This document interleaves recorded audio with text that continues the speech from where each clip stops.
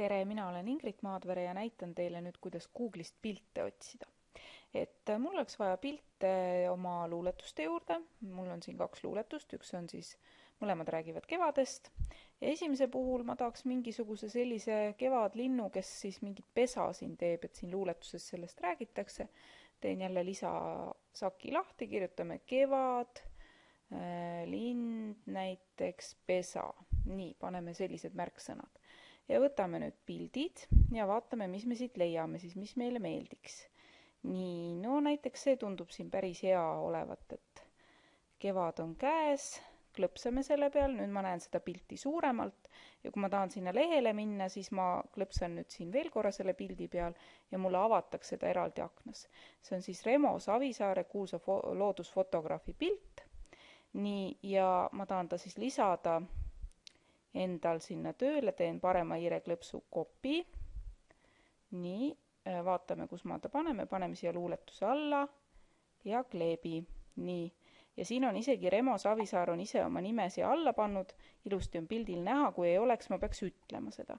Ja kui ma tahan nüüd pilti väiksemaks teha, siis ma saan teda lihtsalt nurkadest lohistada, et kui ma lohistan teda siit, siis see pildi suuruse vahe muutub, kuvasuhe muutub, nii et teeme ta niimoodi väikseks.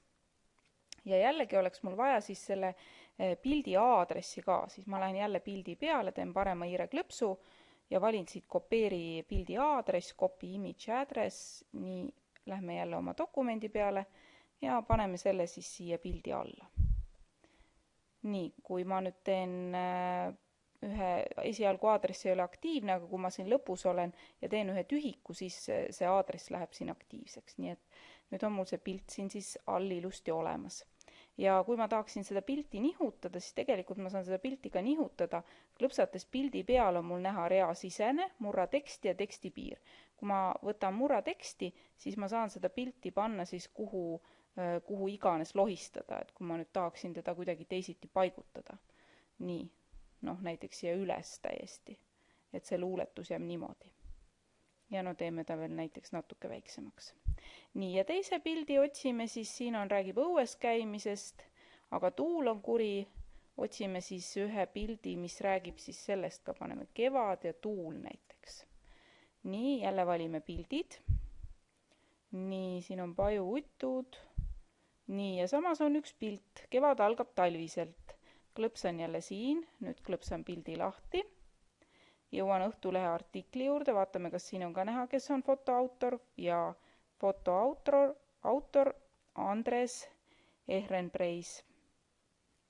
Teeme pildi peal jälle parema hiireklõpsu, kopi, nii otsime oma dokumendi üles ja paneme siis selle siia alla.